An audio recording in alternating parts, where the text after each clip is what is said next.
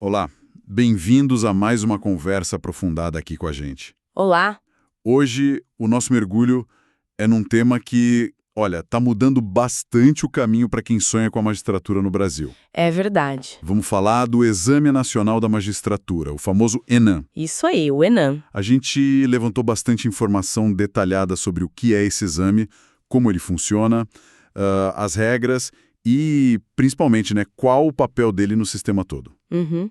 Basicamente, ele virou a chave mestra, né? Para quem quer atuar nos tribunais federais, estaduais, militares do trabalho. Exatamente, para todas essas áreas. Nossa ideia aqui é tentar entender melhor e um pouco além, ver como funciona essa engrenagem e o que isso significa na prática para o pessoal do direito que está nessa jornada. Vamos lá. Certo. Então, para começar, é essencial a gente alinhar aqui. O ENAM não é um concurso público como a gente costuma pensar, né? Não é para preencher vaga. Não, de forma alguma. É outra natureza. Ele é, na verdade, um exame de habilitação. Habilitação? Isso. O foco não é a vaga, é avaliar competências, que são consideradas, assim, fundamentais para ser juiz. Tipo o que, por exemplo? Raciocínio jurídico, né? Capacidade de resolver problemas complexos e uma aptidão mais geral para as demandas da carreira. Funciona como um primeiro filtro, sabe, de qualificação. Entendi. Um filtro inicial. E quem organiza isso? Quem define as regras desse exame que vale para o país todo? Bom, a responsabilidade pela organização e aplicação é da ENFAM. ENFAM, Escola Nacional. Isso, Escola Nacional de Formação e Aperfeiçoamento de Magistrados. É ela que define as diretrizes, como fazer, baseada na resolução número 7, que já tratava desses exames de habilitação. Ah, tá. Mas a realização mesmo do ENAM acontece por uma determinação do CNJ, o Conselho Nacional de Justiça. Foi ele que criou o exame lá pela resolução 531 de 2023. Então a palavra-chave é mesmo habilitação, né? Ele não te coloca no cargo, mas te deixa apto a concorrer. Perfeito, exatamente isso. Ele tem caráter eliminatório. Eliminatório. Ou seja, se você não for aprovado no ENAM, não tem como se inscrever nos concursos específicos de cada tribunal para virar juiz substituto. Ele que abre a porta para essas seleções regionais ou por área. Faz sentido.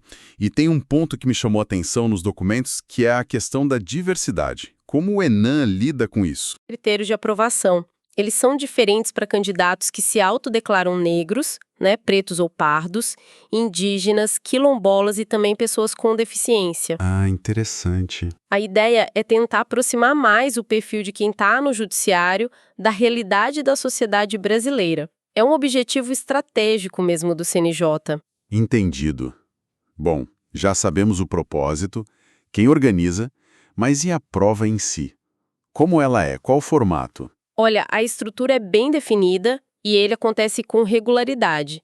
A gente tem informação agora da 4ª edição, por exemplo. A prova objetiva foi aplicada dia 26 de outubro de 2025. Recente. Sim, e os gabaritos preliminares saíram logo depois. Isso mostra que tem uma periodicidade, geralmente 2 vezes por ano.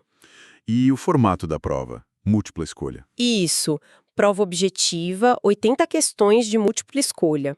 Cada questão tem 5 alternativas, A, B, C, D, E, e só uma tá certa. Ok. E um detalhe, todas as questões têm o mesmo peso. Não tem uma matéria que vale mais que a outra na pontuação final. E que matérias caem? Imagino que seja muita coisa, né? Para avaliar essa aptidão geral. É bastante coisa, sim. A abrangência é grande, cobre um leque bem extenso de disciplinas. As que têm mais questões são Direito Constitucional. Clássico. Sim, e aqui entra Constitucional do Trabalho, Tributário, Normas Constitucionais de Processo Penal, tudo junto. São 16 questões. Uau, bastante. Depois vem Processual Civil e Direito Civil, cada uma com 12 questões.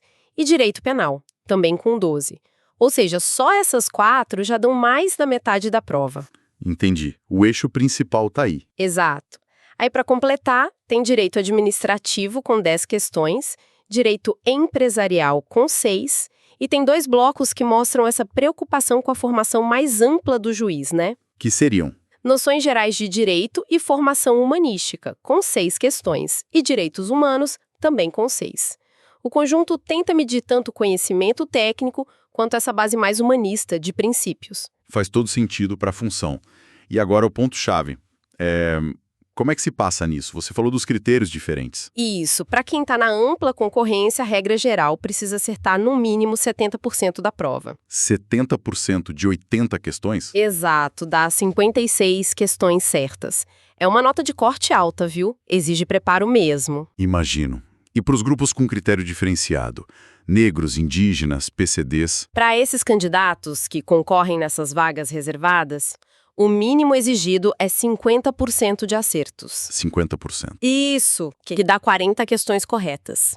Essa diferença é a principal ferramenta do ENA para tentar colocar em prática aquele objetivo de promover mais diversidade na carreira. Entendi a lógica. E claro, além da nota mínima, tem outras coisas que eliminam, né?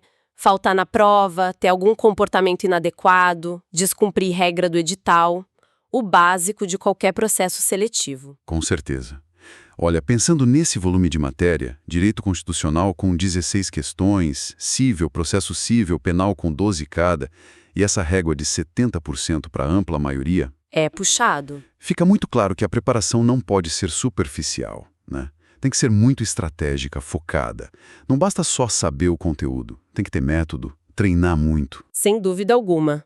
Gerenciar o tempo de prova, se acostumar com o estilo das questões da banca, saber o que mais cai, revisar de forma eficiente, tudo isso é tão crucial quanto o conhecimento jurídico puro. Uma preparação bem direcionada faz toda a diferença. Falando nisso, para quem está nessa batalha, estudando firme e procurando um jeito de se preparar de verdade, de forma eficaz, vale a pena dar uma olhada no medcoop.com.br. Se baixar o app, tem acesso ao maior banco de questões do Brasil. Tem prova anterior de tudo quanto é instituição, sabe? Ah, isso ajuda demais. E mais, questões comentadas por especialistas, resumos bem práticos para ganhar tempo, aulas completas cobrindo o edital e até flashcards prontinhos para revisar onde quiser, no celular mesmo. Olha, ter tudo isso organizado num lugar só facilita muito a vida do estudante. Exatamente. É esse tipo de ferramenta, focada, com muito recurso diferente e principalmente muito volume de prática, que pode ser o diferencial num exame de alto nível como o ENA. A preparação inteligente conta muito. Com certeza. Bom, então a pessoa estudou, se preparou, passou na prova, conseguiu a habilitação. Mas antes disso, quem é que pode fazer essa prova? Quais são os requisitos para se inscrever no ENA? Os requisitos são bem objetivos e têm que estar cumpridos até o último dia de inscrição, né? Precisa ser brasileiro, nato ou naturalizado, ou então português, mas aí tem que estar naquela condição do Estatuto de Igualdade do Decreto de 72. Certo, nacionalidade. O ponto principal é a formação. Tem que ter concluído a graduação em Direito. E atenção, em instituição reconhecida pelo MEC. Fundamental. Além disso, tem que estar em dia com as obrigações militares para os homens e com as obrigações eleitorais para todo mundo. Coisa básica de cidadania mesmo. Ok, então graduação em Direito, quitação militar e eleitoral, e aí passou, conseguiu o certificado de habilitação, ele vale para sempre? Não, não é para sempre. Ele tem um prazo de validade. Qual seria? São 2 anos. Esse prazo começa a contar da data que divulgam o resultado final do exame. 2 anos. E pode renovar? Prorrogar? Pode. Existe a possibilidade de prorrogar, mas só uma vez. E pelo mesmo período, ou seja, por mais 2 anos. Ah, então pode chegar a 4 anos no total. Isso. Na prática, a habilitação pode valer por até 4 anos. E essa prorrogação, como funciona? Tem que pedir? A regra geral é que ela é automática. Prorroga por mais 2 anos e pronto. A não ser que tenha alguma decisão da Direção-Geral da Infam bem fundamentada, dizendo o contrário. E essa decisão ainda precisa passar pelo plenário do CNJ. Entendi. Então, o normal é valer por 4 anos. Exato. Dá um tempo bom para o candidato aprovado usar essa habilitação nos concursos dos tribunais, né? Incentiva a pessoa a continuar estudando para passar nas outras fases. Faz sentido. Isso conecta tudo, né? O ENA me habilita, tem essa validade. Como ele se encaixa, então, no dia a dia dos concursos para juiz? Você disse que ele acontece 2 vezes por ano. mas não dá nomeação direta. Exato. Ele é um estágio anterior obrigatório. Não tem lista de classificação para nomear ninguém, não preenche vaga, ele só diz: ok, essa pessoa tem as aptidões mínimas que o país exige. Certo. IF, TJ, TRT, TJM. Que são os concursos que realmente levam ao cargo. Isso. E aí tem uma novidade interessante que veio com uma alteração recente do CNJ naquela Resolução 75 de 2009. Resolução 75. Aqui rege os concursos para a magistratura, né? Essa mesma. A alteração permite uma coisa nova para os tribunais. O quê? Permite que os tribunais, se eles quiserem e tem que estar escrito no edital deles, usem a nota que o candidato tirou no ENAM no lugar da primeira prova do concurso deles. Sério? No lugar da prova objetiva do tribunal. Exatamente. A prova objetiva seletiva, a primeira fase, o tribunal pode dispensar a aplicação da sua própria prova e só aproveitar o resultado do ENAM. Nossa, isso é bem significativo, muda bastante a dinâmica. Habilitar. Ou seja, para dizer quem passa para a segunda fase do concurso daquele tribunal, discursiva, sentença, oral. Ah, entendi. A nota do ENAM não entra na classificação final do concurso do tribunal. Não. Ela mantém o caráter só eliminatório, não classificaria. A ideia não é misturar as notas. E por que o CNJ deu essa opção para os tribunais? Qual a vantagem? Segundo o CNJ, os objetivos são principalmente dar mais autonomia administrativa para os tribunais e também gerar economia. Fazer uma prova objetiva grande custa caro, né? Imagino que sim. Logística, segurança. Exato.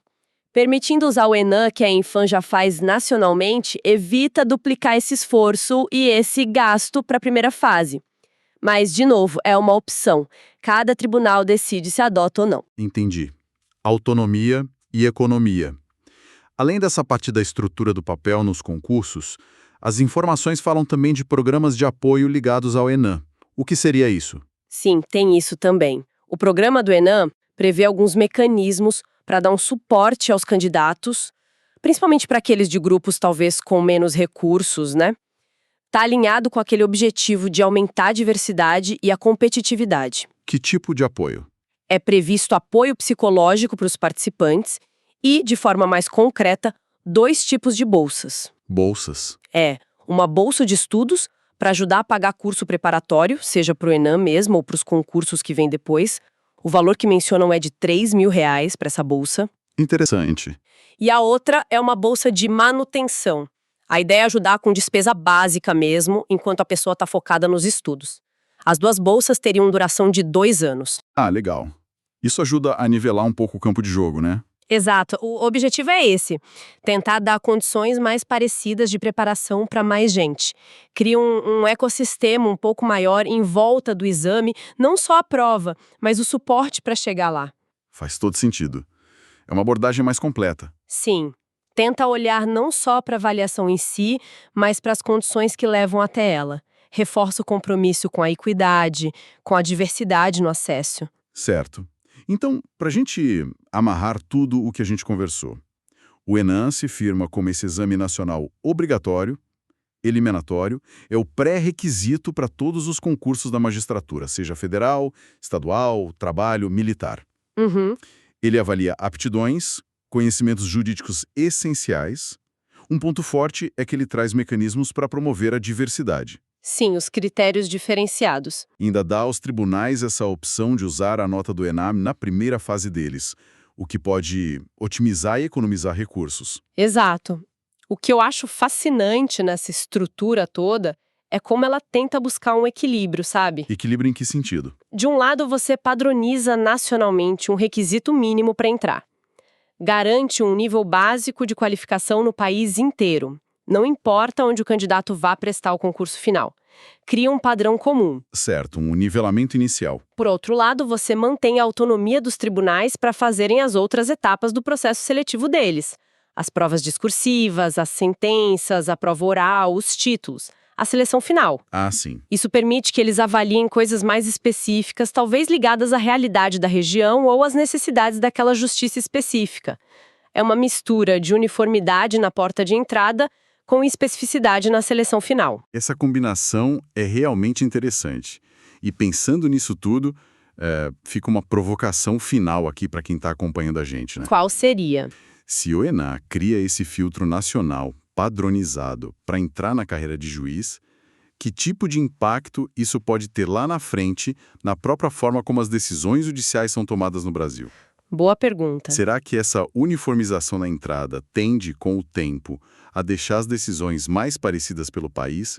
Ou será que a diversidade regional, as particularidades de cada tribunal, nas fases seguintes, ainda vão garantir que a gente continue tendo uma pluralidade de entendimentos? É um ponto complexo mesmo, sem resposta pronta. Mas vale a reflexão, né? Como a arquitetura de um exame pode acabar influenciando a prática da justiça lá na ponta. Com certeza, um tema para a gente continuar observando. Exato.